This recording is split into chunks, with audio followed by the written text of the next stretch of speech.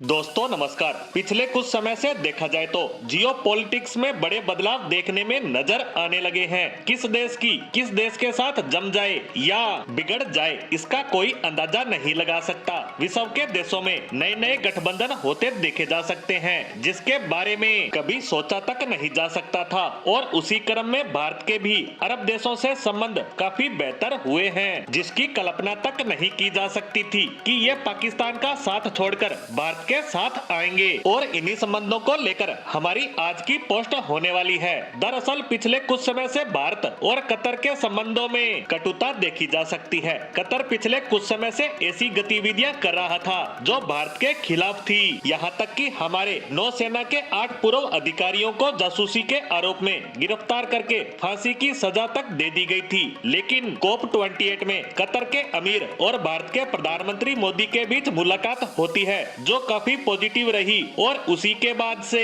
दोनों देशों के संबंध सामान्य होने शुरू हो जाते हैं क्योंकि भारत द्वारा कतर पर काफी प्रेशर डाला गया था क्योंकि भारत की सबसे बड़ी रिक्वायरमेंट जो LNG की है वह काफी बड़े लेवल पर कतर ही पूरा करता है। उस निर्भरता को भारत डाइवर्ट करने के प्रयास में लगा था जिससे कतर को भी काफी बड़ा नुकसान होने की संभावना थी और उसी को समझते हुए कतर भी अपने रुख में नरमी लाता है क्योंकि इसके पीछे दो कारण है। पहला तो यह कि कतर हर साल जो LNG का प्रोडक्शन करता है वह है 77 मिलियन टन प्रति वर्ष। वहीं 2027 से कतर अपनी इस क्षमता को काफी ज्यादा बढ़ाने वाला है जिसे वह डबल के बराबर ले जाएगा और यह हो जाएगी 126 मिलियन टन प्रति वर्ष। और ऐसे में उसका सबसे बड़ा ग्राहक उससे किनारा कर रहा है। वहीं दूसरा कारण ये था कि कतर का यही ग्राहक और ज्यादा बड़े लेवल पर LNG खरीदने की तैयारी कर रहा है। 2030 तक भारत अपनी वर्तमान खपत को 3 गुना ज्यादा करने की योजना पर काम कर रहा है।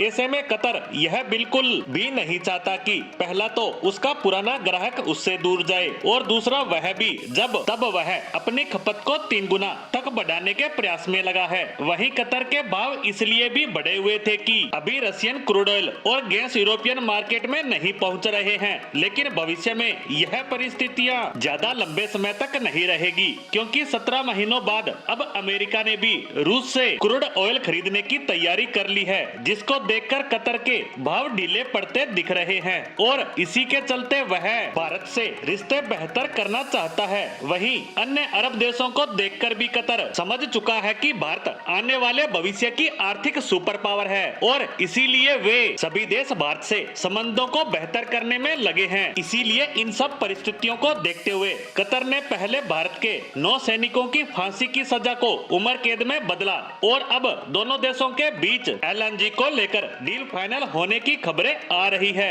इस दौरान कतर भारत को कुछ रियायतें भी ऑफर कर सकता है ताकि भारत उससे दूर न जाए। इसी के साथ कतर और भारत के संबंधों को लेकर आई इस बड़ी खबर पर हमारी आज की पोस्ट को यही विराम देते हैं। धन्यवाद।